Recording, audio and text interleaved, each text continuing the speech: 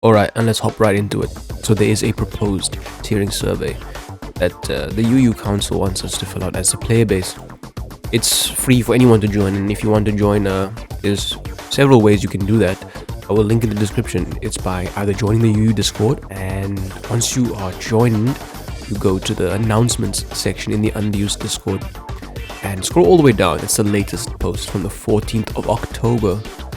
And just follow the link and it will take you directly to this page, and I will link the page itself directly if you do not feel comfortable joining the underused Discord or you don't use Discord in any capacity. But yes, a lot of interesting questions are going to be asked in the survey, so I just thought I'd share my thoughts and opinions regarding the matter. Lastly, there are a few achievements you could have achieved or currently have achieved at the moment, which can give your opinion a little more weight when the results are tallied at the end of the day. And the criteria are as follows, although they are very, very difficult criteria to meet for most players, but I'll read them out regardless. It's 3 games in the unused tier for Scarlet and Violet in Smogon Champions League. For those of you who do not know, Smogon Champions League is just a exclusive tournament where you have to be selected, and it basically covers all the official metagames for the current generation, from overuse all the way down to the PU tier. So teams will duke it out in all tiers every week, but that's a discussion for another time. Another criteria is that you should have played 5 games or have won at least 2 games in the Underused Champions League. Underused Champions League is every underused tier from Generation 1 to 9. And I had the pleasure of playing in the Underused Champions League, but unfortunately my team got knocked out in the semi-finals, and I did, however, win 3 games. I was a bench warmer at the initial stages, but I managed to get some time in the limelight and won 3 games and lost 1. If you want to see coverage of those games, I'll put it there regardless. I won't even ask. I'll just bless anyone who's willing to watch. The content will be coming very, very soon. I can promise you that. Top 8 Underused Showtime. Underused Showtime is an individual tournament that I'm currently involved in, and I am in the top 8. As you can see, there's only 8 players remaining. I'm still in the winners bracket, so I'm guaranteed to go through to round 11 at the worst, but obviously I'm going to push for a win. And the final criteria that matters to the regular players who are not celebrities on this website is that you are on the top 10 of the unused ladder, which is not such a difficult feat to do. I can actually provide you guys with a mad hyper offensive team that you can use to spam your way to relatively high heights on the unused ladder. I'll give it to you for free as well. So this video you'll be showered with a few gifts, or at least 1 promise and 1 gift. Let me not say a few gifts. But onto this survey, they are asking, I am a qualified player. Oh yes, I have won more than 2 games in the Underused Champions League.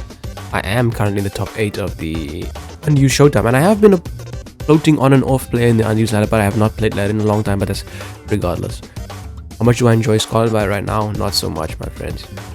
The new tier shifts have arrived, and Weavile, I've yet to see what it has to offer. The ladder is sounding like it's a dull and boring place to play. And the reason being, everybody knows I'm a Terrestrialize hater at this point in time, but Terrestrialize, it's just not a fair mechanic, man.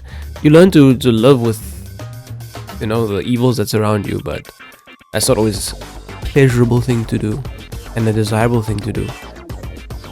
But okay, most of the community decide no, Terrestrialize is the in thing. I love it.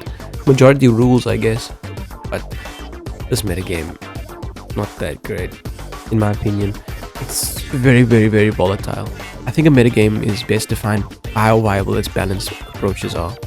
And there's, I think, a few too many balanced structures that are easily countered by a lot of cheese. There's so much cheese roaming the land, ranging from stall to hyper offense alike. And more often than not, Pokemon that have no business functioning in unused are working. And that's not the problem I have. The problem I have is that it is working because of Terrestrialize, but okay, I'm not going to discuss that anymore because my wish has been killed. They've decided in this generation that Terrestrialize shall never be spoken of again as an evil. Less up to Terrestrialize, basically is what they said. How competitive do I think this tier is? I think it's rather competitive. I've seen some very, very high level games. My own games from the underused, okay, apparently not, but that's another discussion. My own games from the Underused Champions League, I've saw as, wow, these players are very, very good I had to play on another level to at least rack up some points for my team. And other people who played in these exclusive tournaments, they are playing at such a high level, I must admit. So I do think this tier is competitive, really and truly. Like, people are, like I said, solving for balances by using sun teams, by using rain teams, which have no business really working on a normal day-to-day setting. But sometimes you can catch somebody off guard and crush them very, very easily, make them look invalid by using something unorthodox. And I'm struggling to hold myself back. The reason those things are happening is because Terrestrialize exists. It's not fair when you have a sun Pokemon that I can stop by 1 hit KOing it, or set up sweeper that I can 1 hit KO, and then it just changes its typing. That's my entire game plan. It's make or break. I don't like that. But it's still, when people are honest, and even if they are dishonest and try to cheese, it's nice to see the variety in playstyle. The reason for the variety is what I don't appreciate, but that's a symptom, not the cause. We don't blame the symptom, we fix the cause, and it's okay. In fact, I'll even vote it 9. I don't enjoy this tier because of Terrestrials, but it's a very, very competitive scene, I would say. At least in the high-level tournament play, the ladder is a whole nother landscape.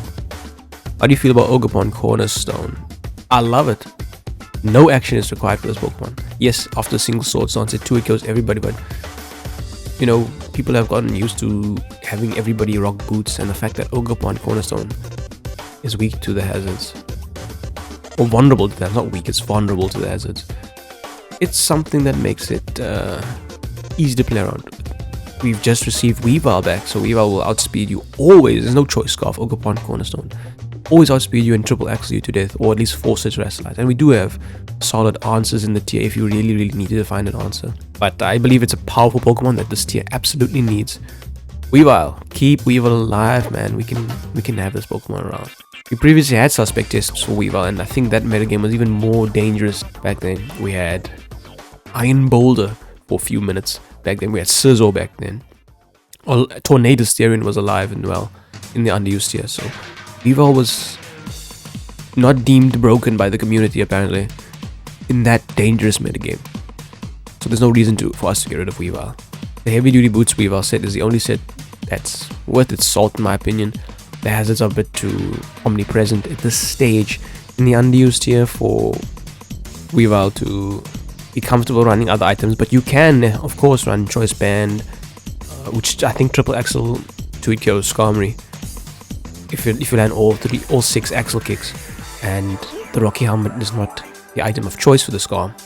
So yes, Weavile has the potential to sweep through entire teams, but Choice Scarfers can revenge it. Sometimes low kicks is omnipresent.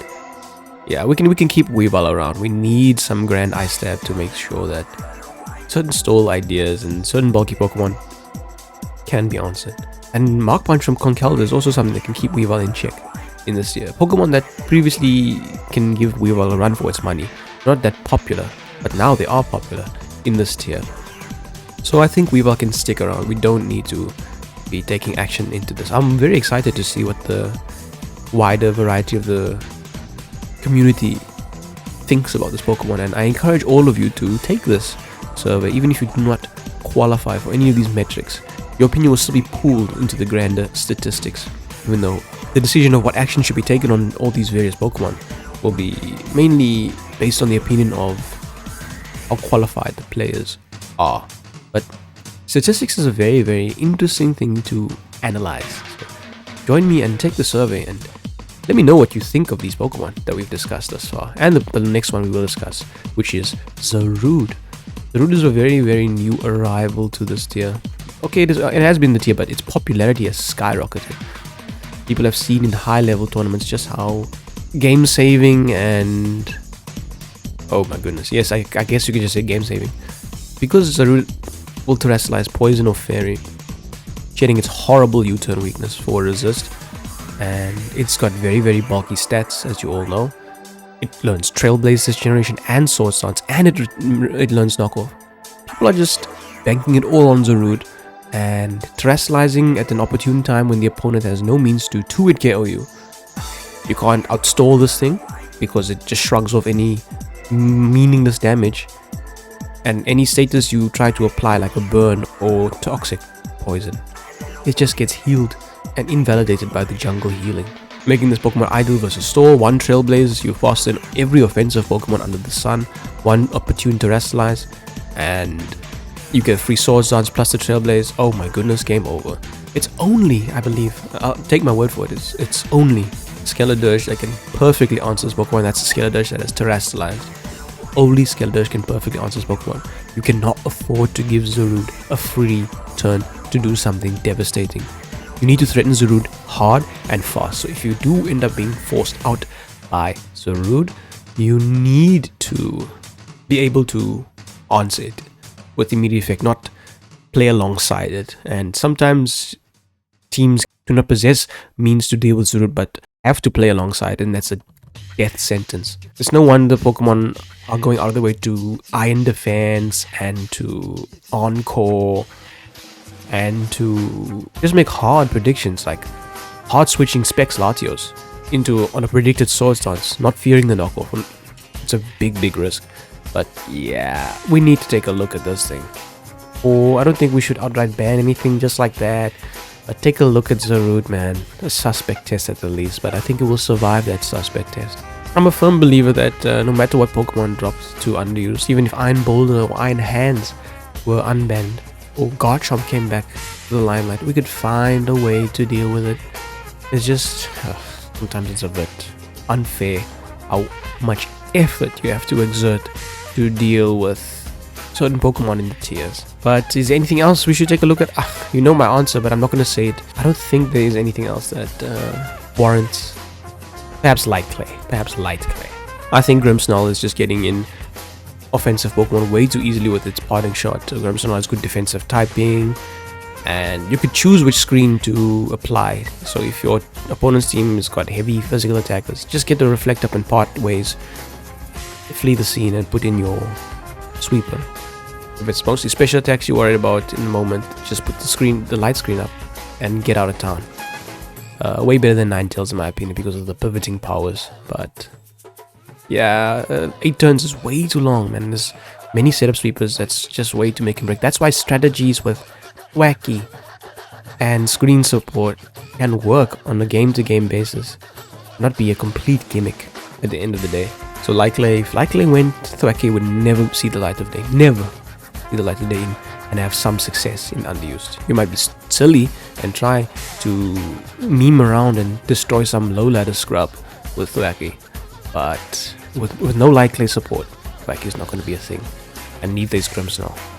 Grimmsnarl should stay in the lower tiers where it belongs and bulk up and sucker punch those guys down there, not enable a large portion of the broken metagame. It just goes to show that you can put 2 Pokemon on your team, Thwackey and Grimmsnarl, who are dead weight to your team, and the remaining 4 can do all the heavy lifting for you. That's the power of the Light Clay.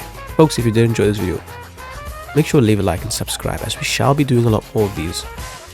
Also, if you did take the survey, let me know what your thoughts were on the 3 Pokemon proposed to be making waves and annoying people in this tier.